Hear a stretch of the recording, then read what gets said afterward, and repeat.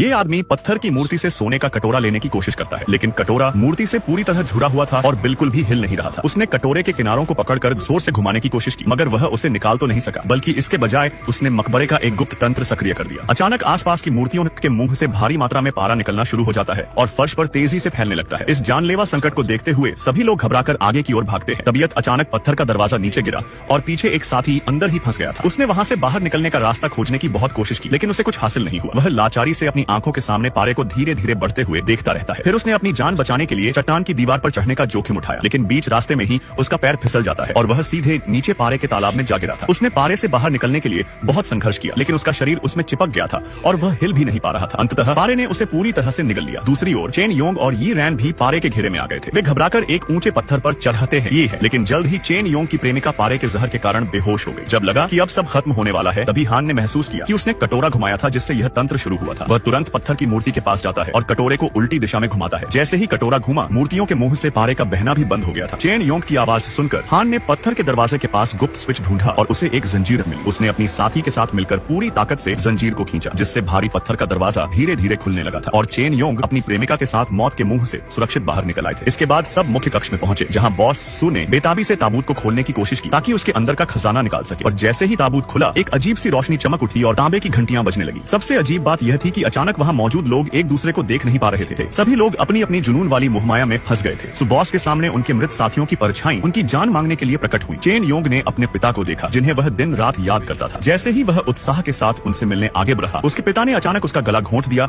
और उसे बेरहमी से पीटना शुरू कर दिया। शुक्र है कि चेन योंग समय रहते होश में आ गया। जब उसने अपने साथियों को भ्रम में एक दूसरे को मारते हुए देखा, तो उसे तुरंत एहसास हुआ कि यह सब प्राचीन मकबरे द्वारा बनाया गया एक माया जाल था। चेन योंग तुरंत संघर्ष करते हुए ताबूत के पास पहुंचता है और अपनी पुश्तैनी तकनीक का उपयोग करके चारों दिशाओं के तंत्र को खोल देता है। ताबूत खुलने के बाद वह उस पर कूद गया और जैसे ही वह ताबूत से ड्रैगन स्टोन निकालने के लिए बढ़ा, एक और शक्तिशाली भ्रम ने उस पर हमला कर दिया था। लेकिन उसने हिम्मत नहीं हारी और अपनी इच्छा शक्ति के दम पर ड्रैगन स्टोन को मजबूती से थाम लिया। क्षण भर में मकबरे की सारी अजीबोगरीब घटनाएं और भ्रम गायब हो गए। जब बाकी लोग होश में आए, तो उन्होंने पाया कि सू बॉस की पहले ही डर के मारे मौत हो चुकी थी। चेन योंग ने दुख से कहा कि उसने अपने पिता को गलत समझा था, जिन्होंने अपनी जान देकर परिवार के लिए बलिदान दिया था। अभी लोग इस सदमे से उबर ही रहे थे कि एक विशाल रक्षक ड्रैगन अचानक मकबरे में घुस आया और उसने बाहर निकलने के रास्ते को बंद कर दिया। संकट की इस घड़ी में यिरान ने चेन योंग के हाथ से ड्रैगन स्टोन लिया और उसे वापस ताबूत में रख दिया। उसने वादा किया कि वे अब कभी वापस नहीं आएंगे। यह देखकर रक्षक ड्रैगन शांत हो गया और उसने चेन योंग के पिता का गोल्ड डिगिंग ताबीज उन्हें लौटा दिया। सच्चाई सामने आने पर बाहर जाने का रास्ता खुल गया था। अपने पिता की आखिरी निशानी